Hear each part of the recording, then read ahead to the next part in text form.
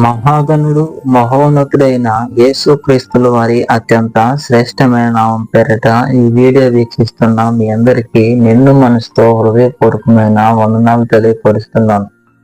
ప్రియులారా, అందరికీ వందనాలు, దేవునికి స్తోత్రాలు. ఈరోజు ఈ విధంగా ఈ వీడియో ద్వారా మీ ముందుకు రావడానికి గల ప్రాముఖ్యమైన కారణం ఏమిటంటే, దేవుని యొక్క మహా కృపను బట్టి ఆయా ప్రాంతాల్లో వాడబడుతున్నప్పుడు, లేకపోతే యూట్యూబ్, ఫేస్బుక్ లో మమ్మల్ని చూస్తున్నప్పుడు చాలా మంది మమ్మల్ని అడిగే ప్రశ్న ఏంటంటే, మీ యొక్క రక్షణ సాక్ష్యం ఏమిటి? ఎక్కడ మీరు రక్షణ పొందారు? ఎక్కడ మీరు తర్ఫీదు పొందారు? ఏ సేవకుని యొద్ద మీరు నేర్చుకున్నారు? సేవ మీరు ఎక్కడ నేర్చుకున్నారు అని చాలా మంది చాలా రకాలుగా మమ్మల్ని ప్రశ్నలు అడుగుతా ఉన్నారు. అయితే ప్రియమైన వాళ్ళారా, ఈరోజు ఈ వీడియో ద్వారా వారందరికీ సమాధానముగా, లేకపోతే మా యొక్క రక్షణ సాక్ష్యాన్ని పంచుకోవాలని మేము ఆశపడుతున్నాము. దేవునికి మహిమ కలుగునుగాక. చిన్న ప్రార్థన చేసుకుని మా యొక్క సాక్ష్యాన్ని ప్రారంభించుకుందాం. మా మధ్యలో మా యొక్క శ్రీమతి పాస్టమ్మ గారు ప్రార్థన చేస్తారు. స్తోత్రం ప్రభువా, పరిశుద్ధ కృపా సత్య సంపూర్ణ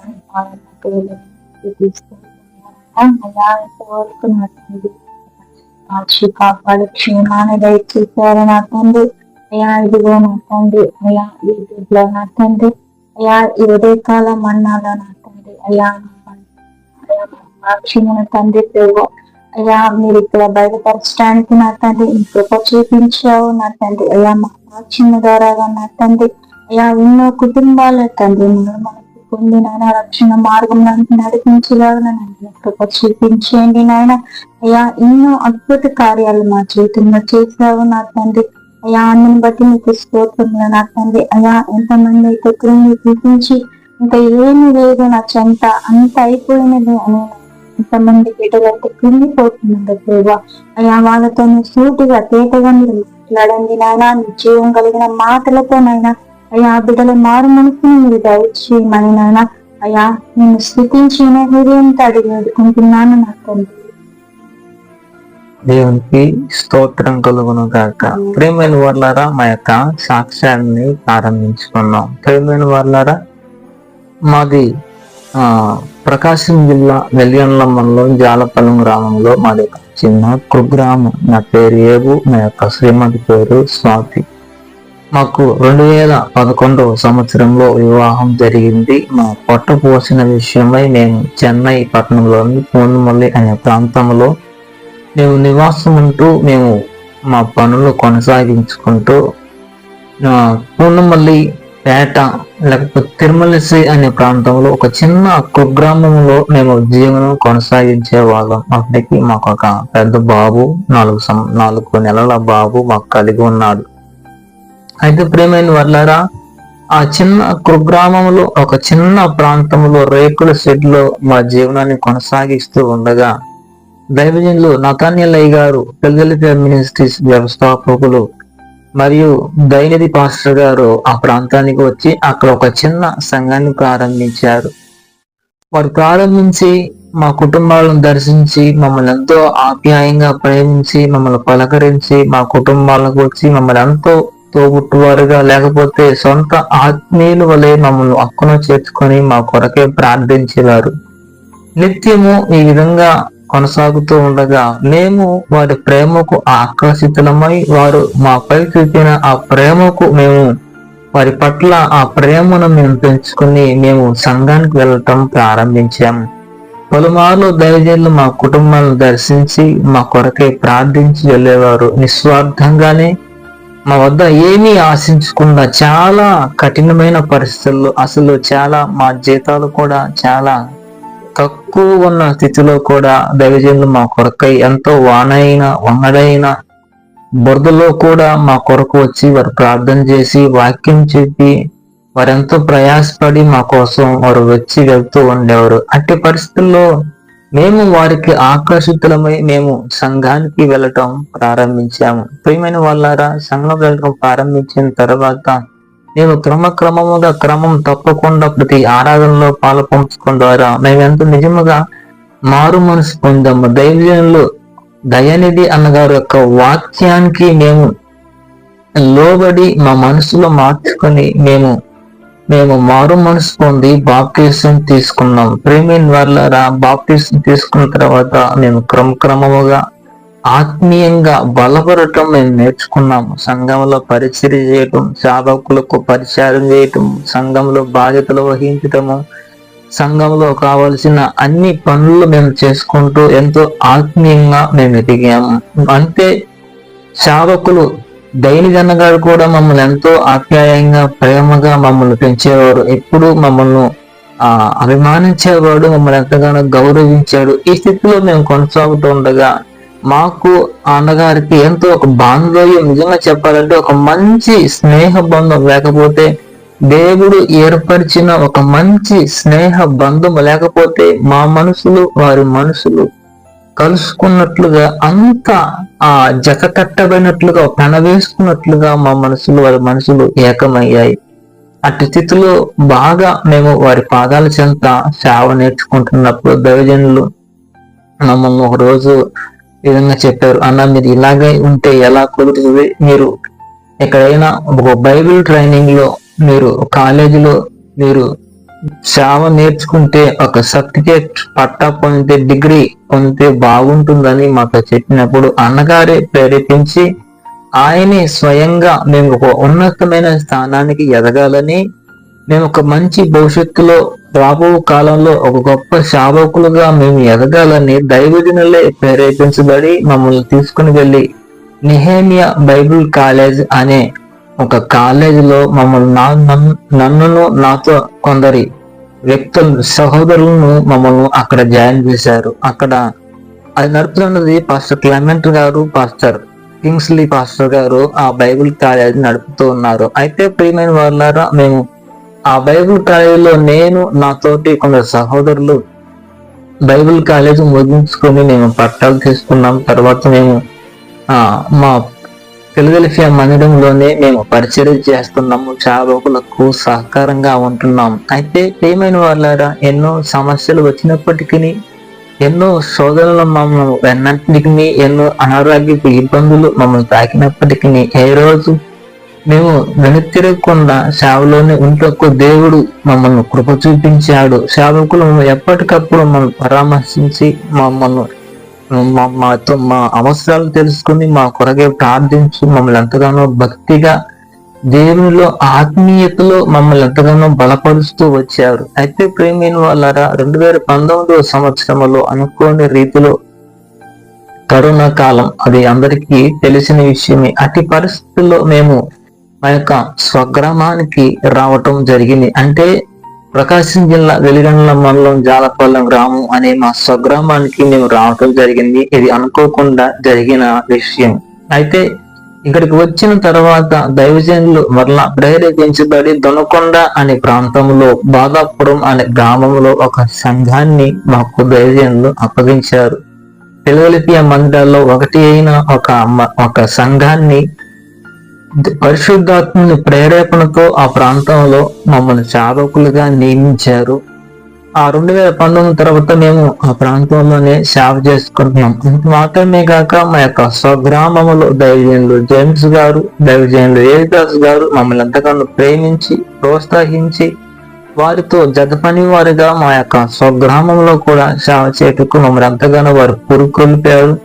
వారు మమ్మల్ని ఎంతగానో అభిమానించి ప్రేమించి మమ్మల్ని ఎంతగానో ఆదరించారు. ఒక పక్క మా స్వగ్రామంలో మేము సేవ చేసుకుంటున్నాం, మరో పక్క మా యొక్క మినిస్ట్రీలో మేము ఎక్కడైతే పుట్టి పెరిగాము, మా యొక్క సొంత ఇల్లు అనగా మా పుట్టిల్లు అనబడిన ఫిలదెల్ఫియా మినిస్ట్రీలో ఒక సేవకుడిగా మేము సేవ చేస్తా ఉన్నాం. ప్రియమైన వాళ్ళారా, ఈ ప్రయాణంలో ఎన్నో శోధనలు, ఎన్నో శ్రమలు, ఎన్నో ఇబ్బందులు, మా యొక్క సతీమణికి కూడా మరణ పడకలలో నుంచి కూడా ప్రభు మమ్మల్ని లేపాడు. ఆల్మోస్ట్ చనిపోయింది, ఇక బ్రతకదు అని అనుకున్న స్థితిలో కూడా ప్రభు మాకు ఏ హాని కలగకుండా మమ్మల్ని సజీవులుగా నీటికి ఆయన ఉంచాడు. ఎన్నో యాక్సిడెంట్లు, ఒకే రాత్రి 3 యాక్సిడెంట్లు మమ్మల్ని వెన్నంటాయి. 3 యాక్సిడెంట్లలో కూడా ప్రభు ఈ గాయం మాకు తగలకుండా ప్రభు మాకు క్షేమాన్ని ఇచ్చాడు. ఒకసారి మేమైతే ఆటోలో నేను షాపుకు వెళ్ళటకు కొంచెం కష్టంగా ఉంటుంది కాబట్టి ఒక ఆటో తీసుకుంటే మా యొక్క పొట్ట పోషణ ఉంటుంది, అలాగనే సేవకు ఉపయోగపడుతుందని ఒక ఆటో మేము తీసుకున్నప్పుడు, ఆటో మేము నేర్చుకుంటున్నప్పుడు ఏమైనా వాళ్ళ ఆటో అదుపు తప్పి లేకపోతే యాక్సిడెంట్ బోల్తా కొట్టి ఒక బావి వద్ద వెళ్ళి ఆగి ఆ ఆటో గందరగోళం చిన్న భిన్నమైనట్లుగా అయిపోయింది. అసలు ఎంతమంది చనిపోయారు ఈ ఆటోలో అని అందరూ అడిగారు. కానీ అట్టి పరిస్థితుల్లో కూడా దేవుడు మమ్మల్ని క్షేమముగా, ఒక చిన్న గాయం కూడా కాకుండా ప్రభు మాకు క్షేమాన్ని ఇచ్చి నేటికి సజీవులుగా ఆయన సేవలో మమ్మల్ని నిలుపుకుంటున్నాడు. ఎన్నో శోధనలు, ఎన్నో శ్రమలు, ఎన్నో ఆటుపోట్లు, ఎన్నో అవమానాలు, ఎన్నో నిందల మధ్యలో కూడా ప్రభు మమ్మల్ని క్షేమాన్ని ఇచ్చాడు. నేటికి తన సేవలో బలముగా, తన సాక్షిగా వాడుకుంటున్నాడు. ప్రియమైన వాళ్ళారా, ఈ ప్రేమలో కొన్ని పాటలు కూడా మేము రాయటం జరిగింది. ప్రభువుని కీర్తించి ప్రభు నామని మహిమపరచడం కూడా మేము జరిగింది. ఎన్నో అద్భుతాలు మా జీవితాల్లో చేశాడు, ఎన్నో ఆశ్చర్యాలు మా జీవితాల్లో చేశాడు. వాస్తవానికి మా యొక్క సతీమణికి చదువు రాదు, నేను అంత జ్ఞానవంతునే కాదు.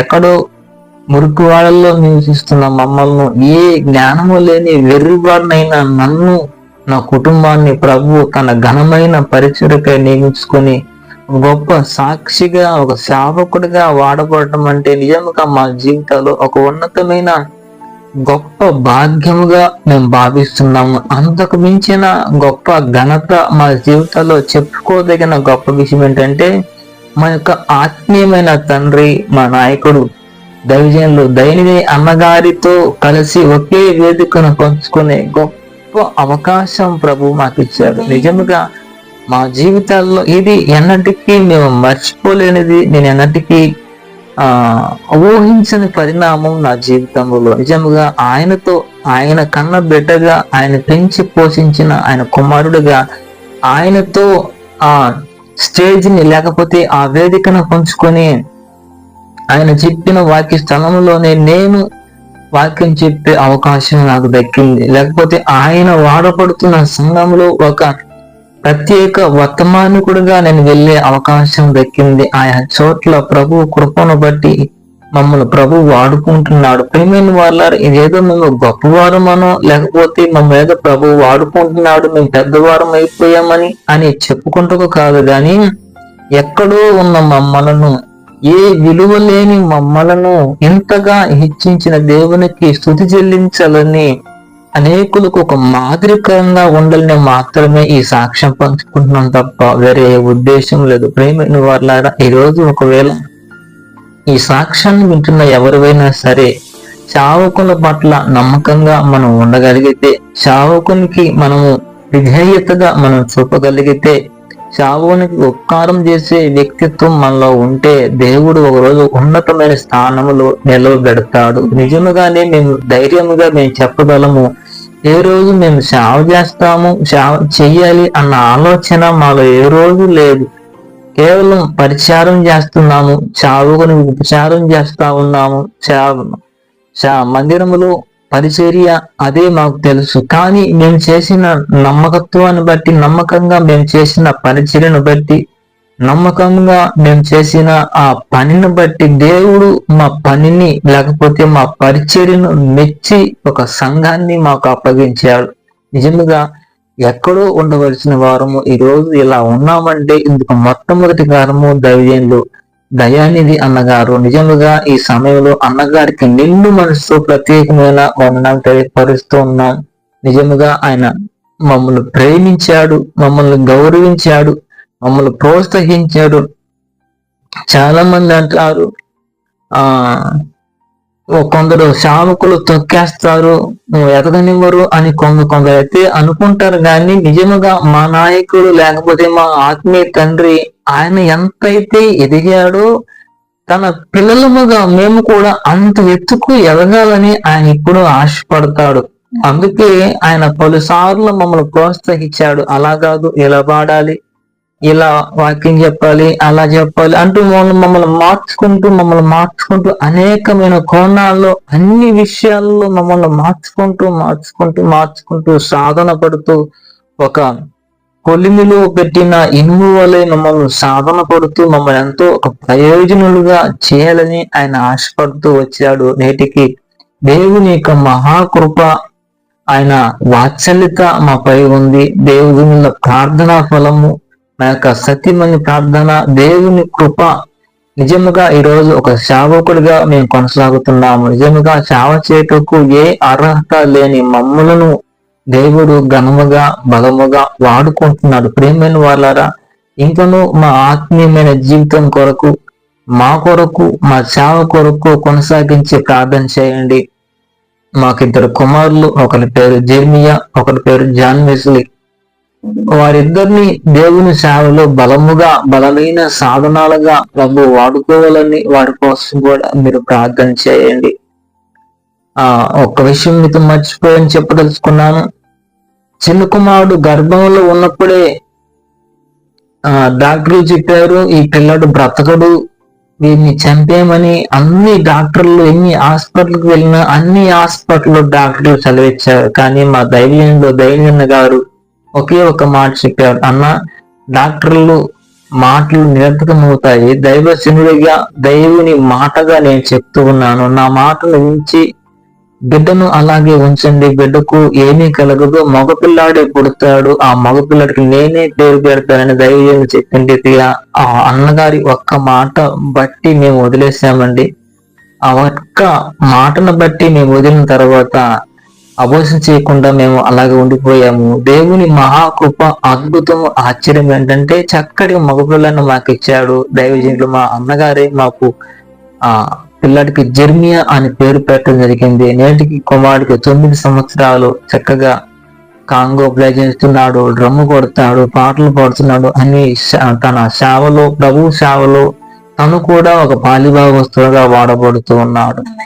సాక్ష్యం విని కొందరైనా మారు మనసు పొందుతారని, మన స్థితిగతులతో పని లేకుండా దేవుడు ఏర్పరచుకుంటే ఉన్నతమైన స్థానాల్లో నిలవబెడతారని ఒకే ఒక ఉద్దేశంతో ఈ సాక్ష్యాన్ని మీ మధ్యలో పంచుకోవాలని మేము ఆశపడుతున్నాం. మా యొక్క ఆశ, మా అభిలాష ఆస్తులు సంపాదించుకోవాలను, లేకపోతే అంతస్తులు కూడగొట్టుకోవాలను మా ఉద్దేశం కాదు. కానీ కొన్ని ఆత్మలనైనా ప్రభు చెంతకు చేర్చాలి, వైరాగ్యంగా ఉద్యోగంతో సేవ చేయాలి, ఆత్మీయంగా మేము ఫలించాలి. నేను నా ఇంటి వారిని యెహోవాను సేవించటమని చెప్పిన రీతిగా మేము అందరము నా కుటుంబంతో సహా దేవుని సేవలో పాలిభాగస్తులు కావాలని మేము ఆశపడుతున్నాము. మా కోసము, నా యొక్క కుటుంబం కోసము, మా యొక్క మినిస్ట్రీ కోసము ప్రార్థన చేయవలసిందిగా నిన్న మనసు హృదయపూర్వకంగా మీకు తెలియపరుస్తూ ఈ సాక్ష్యాన్ని ముగిస్తున్నాము. చిన్న ప్రార్థన చేసుకొని ఈ సాక్ష్యాన్ని ముగించుకున్నాను. మహాపరిశుద్ధుడైన తండ్రి, ప్రేమ కలిగిన మా ప్రభువ, మీ ప్రశస్తమైన నామాన్ని బట్టి స్తోత్రములు చెల్లిస్తున్నాం. గడిచిన కాలమందు నీ కృపలో దాచి క్షేమాన్ని ఇచ్చి ఆదరించి పోషించి బలపరిచావు నైనా. ఈరోజు ఈ యూట్యూబ్ ద్వారా ప్రభువ మా యొక్క సాక్ష్యం పంచుకుంటూ మీరు చూపిన కృపను బట్టి నిన్ను మనసుతో హృదయపూర్వకమైన వందనాలను తెలియపరుస్తున్నాను. ప్రభువా, ఏదైనా ఈ సాక్ష్యంలో అబద్ధం చెప్పినట్లయితే, ఒకవేళ తప్పు చెప్పినట్లయితే దయతో మమ్మల్ని క్షమించమని ప్రార్థిస్తున్నాం ప్రభువానికి.